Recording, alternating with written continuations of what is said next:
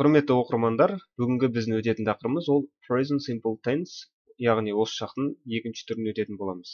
Алдыңғы сабақта біз осы present simple'дың to do етістігі арқылы жасалатын сөйлемдерді өттік, және бүгінгі өтетініміз ол осы present simple'дың to be етістігі арқылы жасалатын сөйлемдерді өтетін боламыз. Жалпы осы to be етістігін өзі үшке бөлінеді екен. Біріншісі ол зат есім арқылы жасалады. Зат есім деген білесіздер, заттың атын білдіреді және кім не деген сұраққа жауап береді. Екіншісі ол сын есім арқылы жасалады. Сын есім дегеніміз ол заттың сынын, сапасын білдіреді және қандай қай деген сұраққа жауап береді екен. Және үшіншісі ол сын есім мен зат есімнің екеуінің қосындысынан жасалады екен. Енді ең бірінші зат есіммен жасалатынды сіздерге мысал ретінде көрсетейік. Ал кеттік.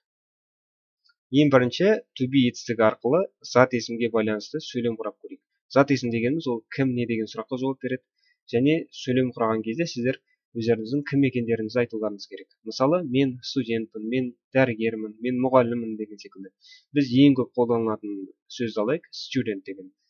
Ол студент мағынасы және зат есімнің қызметін атқарып тұр бұл жерде. Осыны енді болымдыда present simple'да to be етістігі арқылы сөйлем құрап көрейік. To be етістігі ол есімдікке байланысты өзгеріп тұрады. Мысалы, I'дан кейін to be етістігіміз am болып кетеді. He, she, it'тан кейін to be етістігіміз is болып кетеді. Және көпше түрде you, we, they'дан кейін to be етістігіміз are болып өзгереді екен.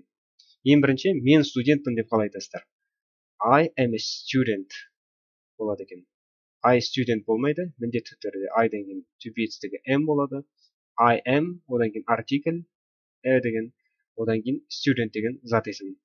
I am a student, мен студентпін. Ол студент. He is a student.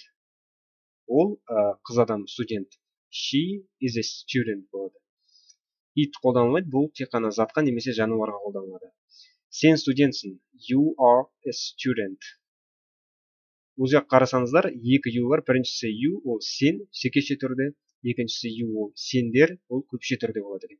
Сендер студентсіңдер деген қалай болады? You are students. Зат есімнен кейін s қосылады, өйткені бұл көпше түрде. Біз студентпіз. We are students. Олар студенттер. They are students болады екен. Енді қарасаңыздар, біз осы есімдіктерімізді қысқартып айтсақ болады. Мысалы, I am дегенде, мысалы, I am дегенде I'm деп айтсақ болады. He is дегенде his, she is дегенде she's, it is дегенде it is, you are дегенде you're, we are дегенде we are, they are дегенде they are болып қысқартып айтсақ болады екен.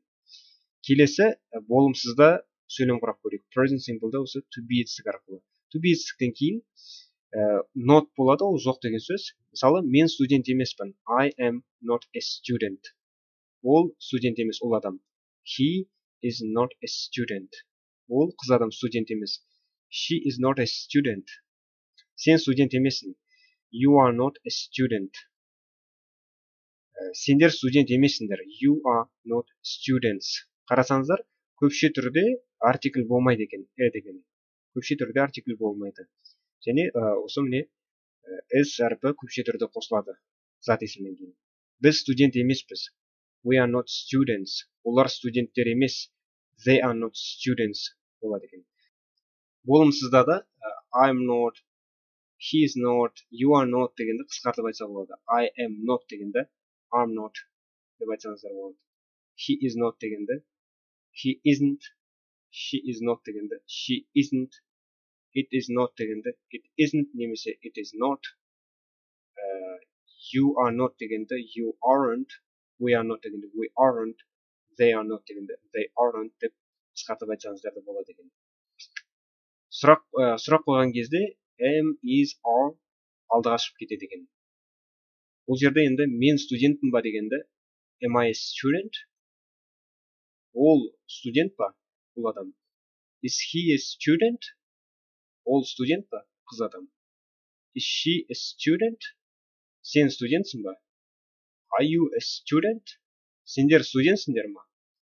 Are you students? Біз студентпіз ба? Are we students? Олар студент па? Are they students? сұрақты қойып айтасыздар. Екінші мысал ол to be етістігі арқылы сын есімге байланысты сөйлем құрау екен. Сын есім дегеніміз ол заттың сынын, сапасын білдіреді және қай деген сұраққа жауап береді екен. Қандай деген сұраққа жауап бердім? Біз үш сөз алдық. Біріншісі smart, ақылды, білімді деген сөз, weak, әлсіз деген сөз және happy, бақытты деген сөз екен. Ең бірінші енді болымдыда present simple'да сөйлем құрап көрейік. Мен ақылдымын деген қалай болады? I am smart. Ол ақылды, ол адам. He is smart. Ол ақылды, қыз адам. She is smart. Сен ақылдысың. You are smart. Сендер ақылдысыңдар. You are smart. Біз ақылдымыз. We are smart. Қарап тұрсаңыздар, көпше түрде де сын есімнен кейін s қосылмайды. Мысалы, біз ақылдымыз деген we are smart. Біз ақыллармыз деп айтпаймыз ғой. Сол үшін біз ақылдымыз дегеннен кейін we are smart s әріпі қосылмайды екен. Және байқасаңыздар, ешқай жерде сын есімде осы қолданған кезде алдында артикль болмайды. Олар ақылды. They are smart деп осылай сөйлем құрайды екенбіз. Енді болымсызда қалай болады? Болымсызда біз weak деген сөзді алдық. Мен әлсіз емеспін. I'm not weak. Ол әлсіз емес. Бұл адам. He is not weak. Ол қыз адам әлсіз емес. She is not weak. Сен әлсіз емессің. You are not weak. Сендер әлсіз емессіңдер. You are not weak. Біз әлсіз емеспіз. We are not weak. Олар әлсіз емес. They are not weak. Сұрақ қойған кезде am, is, are алдыға шығады екен. Сұрақ қойған кезде біз happy деген сөз алдық. Бақытты. Мен бақыттымын ба? Am I happy? Ол бақытты ма? Ол адам. Is he happy? Ол қыз адам бақытты ма? Is she happy? Сен бақыттысың ба? Are you happy? Сендер бақыттысыңдар ма? Are you happy? Біз бақыттымыз ба? Are we happy? Олар бақытты ма? Are they happy? Деп осылай сөйлем құрайды екенбіз. Үшінші, соңғы мысал ол to be етістігі арқылы сын есім мен зат есімнің қосындысына байланысты сөйлем құрап үйрену. Біз енді бір сын есім, бір зат есімді алайық. Сын есім good деген сөзді алайық, жақсы. Student деген ол студент, ол зат есім болсын. Енді болымдада present simple'да сөйлемді қалай құрамыз? Мен жақсы студентпін. I am a good student. Ол жақсы студент, ол адам. He is a good student. Ол жақсы студент, қыз адам. She is a good student болады. Сен жақсы студентсің. You are a good student.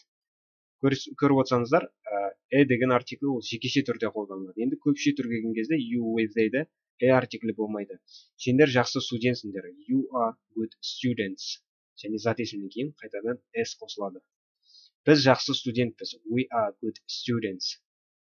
Олар жақсы студенттер. They are good students болады екен. Енді осыны болымсызда қалай болады? Болымсызда біз good деген сын есімнің орнына bad дегенді қойып, bad деген ол жаман деген сөз. Мен жаман студент емеспін. I am not a bad student. Ол жаман студент емес, ол адам. He is not a bad student. Ол жаман студент емес, қыз адам. She is not a bad student. Сен жаман студент емессің. You are not a bad student. Сендер жаман студент емессіңдер. Көпше түрде you are not bad students. Біз жаман студент емеспіз. We are not bad students. Олар жаман студенттер емес. They are not bad students болады екен. Осыны енді сұрақты қалай қоямыз? Қайтадан good деген сөз алайық, жақсы деген. Мен жақсы студентпін ба? Am I a good student? Ол адам жақсы студент па? Is he a good student? Ол қыз адам жақсы студент па? Is she a good student? Сен жақсы студентсің ба? Are you a good student? Сендер жақсы студентсіңдер ме? Are you good students? Біз жақсы студентпіз ба? Are we good students? Олар жақсы студент па? Are they good students? Деп осылай сөйлем құрап үйрендік. Ал достар, бүгінгі сабағымыз аяқталды.